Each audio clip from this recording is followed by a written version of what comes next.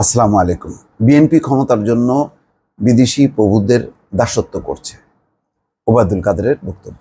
এই কথাগুলো শুনলে আসলে যখন নাকি আবার আওয়ামী লীগের দিকে তাকাই, তখন কি দেখা যায়? সেই কথাটা তিনি বলেন না, অথবা কেউ আলোচনাও হয়তো করেন না।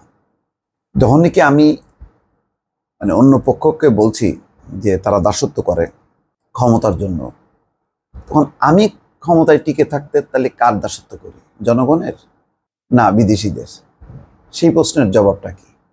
এখানে খবরে বলা হচ্ছে ক্ষমতায় যাওয়ার জন্য বিএনপি বিদেশি প্রভুদের দাসত্ব করছে বলে মন্তব্য করেছেন আওয়ামী লীগের সাধারণ সম্পাদক, সড়ক ও সেতুমন্ত্রী ওবায়দুল কাদের। শেরে বাংলা একে ফজলুল হকের ৬২তম মৃত্যুবার্ষিকী উপলক্ষে আজ শনিবার সকালে তার সমাধিতে শ্রদ্ধা নিবেদন শেষে সাংবাদিকদের প্রশ্নের জবাবে ওবায়দুল কাদের এই কথা বলেন।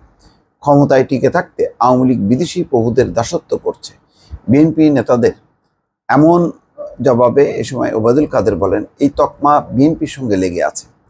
তারাই দাসত্ব করে ক্ষমতায় যাওয়ার জন্য। তারা জনগণের সমর্থনকে মূল হিসেবে মনে করে না। তারা মনে করে যে বিদেশি প্রভুদের দাসত্ব করলে ক্ষমতায় রক্ষা করা যায়, ক্ষমতায় যাওয়া যায়। এখনও তাদের দ্রবিসন্ধি হচ্ছে দাসত্ব করে কিভাবে ক্ষমতায় যাওয়া যায়। আচ্ছা, তাহলে দাসত্ব করে তাহলে গত ১৫ বছরে ক্ষমতার বাইরে থাকলো কেন? দাসত্ব করে তো মানুষ এটা পাওয়ার জন্য। তো বিএনপি কি পাইল?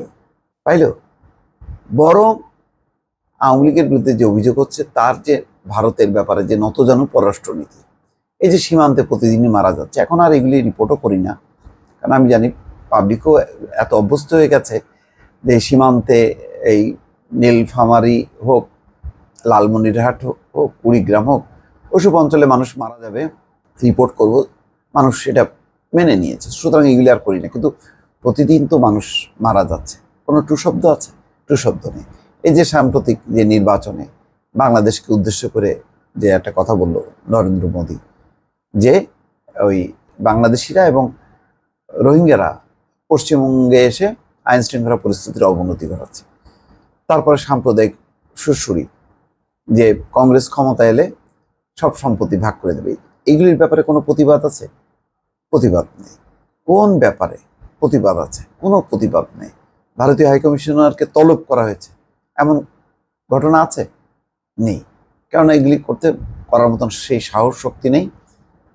যখন ভারত দায়িত্ব নেয় যে বাংলাদেশের ব্যাপারে, যে এই ক্ষমতায় থাকার ব্যাপারে তারা নেপথ্যে সহযোগিতা করবে, এবং তারা মার্কিন যুক্তরাষ্ট্রকে যখন আটকায় যে ওখানে স্বচ্ছ এবং অবাধ নির্বাচনের জন্য মার্কিন যুক্তরাষ্ট্রের কিছু বলার দরকার নেই, তখন কি দাঁড়ায় এটা যে ভারত আওয়ামী লীগ ভারতের দাসত্ব করে না?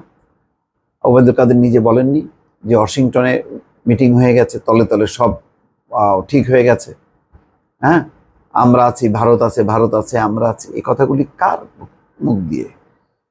সাবেক পররাষ্ট্রমন্ত্রী বলেননি যে হাসিনা সরকারকে ক্ষমতায় রাখতে যা যা করার দরকার ভারতের উচিত সবগুলি তা করা? বলেননি এটা? আরো কত উদাহরণ এই মুহূর্তে চট করে মাথার মধ্যেও আসছে না। এগুলি যদি হিসাব মিলানো যায় তাহলে তো পরিষ্কার। আজকে জিএম কাদেরও বলছে যে 3টা শক্তি ক্ষমতায় টিকায় রাখছে। তো স্বাভাবিকভাবে কে? ভারত, তারপরে কে? রাশিয়া, তারপরে কে? চীন। তাদের সমর্থনে টিকে আছে। তো একবারও কি কেউ বলে যে পশ্চিমাদের কথা? পশ্চিমাদের কথা বলে না। পশ্চিমারা কি বলে? পশ্চিমারা যা বলে তা দেশের জনগণ বলে। পশ্চিমারা চায় দেশে একটা অংশগ্রহণমূলক একটা নির্বাচন হোক, সব দলের অংশগ্রহণ, এবং নির্বাচন প্রভাবমুক্ত হোক, রাজনৈতিক অধিকার সমুন্নত থাক, মত প্রকাশের স্বাধীনতা থাক। তো এটা তো আমার চাওয়া, মানুষের চাওয়া, রাজনৈতিক দলগুলোর চাওয়া, সবারই চাওয়া উচিত। এটি তো আমাদের বাংলাদেশের সংবিধানের চাওয়া। বাংলাদেশের সংবিধানের চাওয়া আর পাশ্চাত্য দেশগুলোর যদি চাওয়া যদি এক হয়, তাতে সমস্যা কোথায়? সেখানে তো সমস্যা নাই। সমস্যা তখনই হয় যখন ওই যে নিরপেক্ষ নির্বাচন না হওয়া, সুষ্ঠু নির্বাচন না হওয়া, তার জন্য যে দলীয় সরকারের অধীনে যে নির্বাচন, সেই নির্বাচনটাকে কারা সমর্থন করে? সেই নির্বাচনটাকে সমর্থন করে ভারত।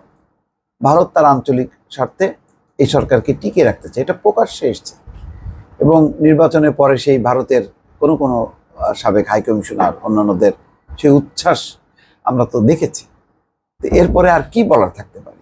তারপরেও সেই ঘুরে ফিরে আঙুল দেয়া বা বিএনপির দিকে, হ্যাঁ বিএনপি যদি গত 15 বছরের মধ্যে কয়েকবার যদি ক্ষমতায় আসতে পারতো, ক্ষমতায় থাকতো, তাহলে না বলা যায়।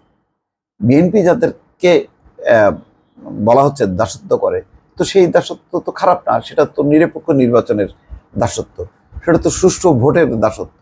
তো এটা তো মানে সবারই চাওয়া, কে না চায়? যেমন তত্ত্বাবধায়ক সরকার, এটা এটা কোনো সাংবিধানিক ধারাবাহিক কোনো সরকার না, বা এটা নিয়মিত সরকার না, কিন্তু এটা চাওয়া হচ্ছে কেন? এটা চাওয়া হচ্ছে যাতে নির্বাচনটা সুষ্ঠু হয়। তো ফলে একটা ধারাবাহিক সরকার না, কিন্তু তারপরও এটা প্রত্যাশিত কেন? যে যাতে নির্বাচন হয়। আওয়ামী লীগও সেটা চেয়েছিল, আওয়ামী লীগেরই তো দাবি তত্ত্বাবধায়ক সরকার, যে তারা নির্বাচন কন্ডাক্ট করে যাতে চলে যায়।